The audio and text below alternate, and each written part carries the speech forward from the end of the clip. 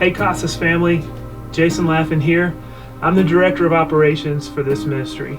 I wanted to come to you today and give you a little update. In my role at the ministry, I oversee the finances and the team coordinating and all the parts that are the heart and soul of what we do to prepare you for our trips. And I wanted to just be candid and tell you where we're at right now. As many of you, I'm sure, you understand that life is not the same as it was in February. We all see things a little differently than we did, and our lives have all been changed from what the normal used to be. One of the things at Casas that we've been impacted is the timing of this virus has caused us to miss a lot of opportunities to build with you, our family, to build with you and serve alongside of you. In that month of March, and it's rolled over now into April, and it's looking like it's going to continue into May. One of the things you may not know is that in the months of March, June, and July, about 75% of our total revenue for the year comes in during those 3 months. Right now, the last 2 months, June and July, are in jeopardy with travel restrictions still being in place and uncertainty just ruling those areas. Therefore, if we don't do the normal amount of homes we have, we would lose about 75% of our revenue, making it very difficult, if not impossible, to operate. One of the ways that we were hoping as a ministry to navigate and pull through this period was through the CARE Act and the Payroll Protection Program that a lot of you, I'm sure, with businesses and ministries applied for as well. We were hoping to get this funding to move us through into the next season when we would be able to once again partner with you to build these homes. Because of our situation where we use a really large bank, even though on the very first morning, the very first hour, the applications were available, we submitted it. Our bank was too big and there was too many requests to get one of ours processed before they ran out of money yesterday morning. Now, I don't know what that means for the future, and they're arguing right now on Capitol Hill between the Republicans and the Democrats to try to hammer out a deal for more funding. Casas really needs that. We need something right now, a miracle and a breakthrough for us to be here. And so what I wanted to do today was I wanted to reach out and say, will you pray with us and pray for us specifically? I think that God calls each of us to pray and call out to Him. I'm reminded of the Lord's Prayer and then that one line in there where He talks about, give us this day our daily bread. This is not for a capital campaign. This is not for us to go and buy some vehicle or to do some expansion.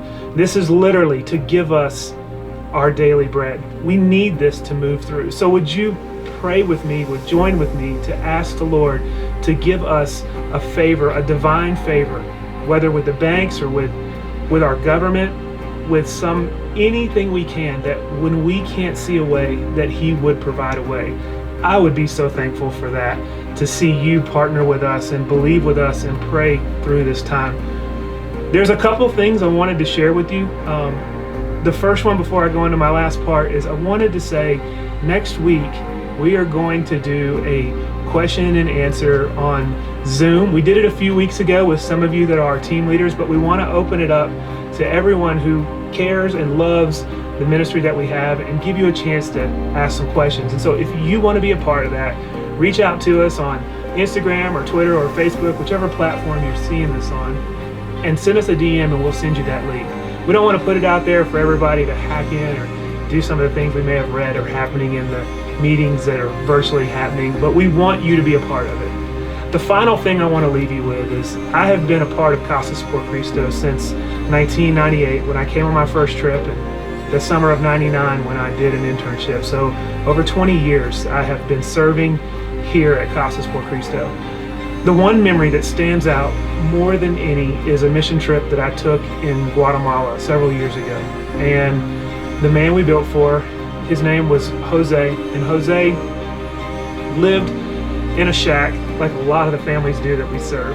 And on our trip was a man named Carlos, and Carlos was from Georgia.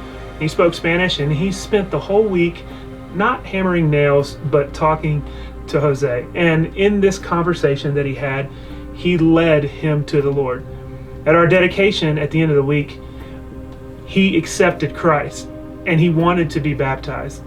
And if you've ever been to Guatemala and the mountain towns that we're in, you know that there's not a lot of places for someone to go to get baptized in the water. But on his property, he had a 55-gallon barrel, and some of you may have seen the video from years ago. We baptized him in that barrel at the end of that week. That's something that I'll remember for the rest of my life.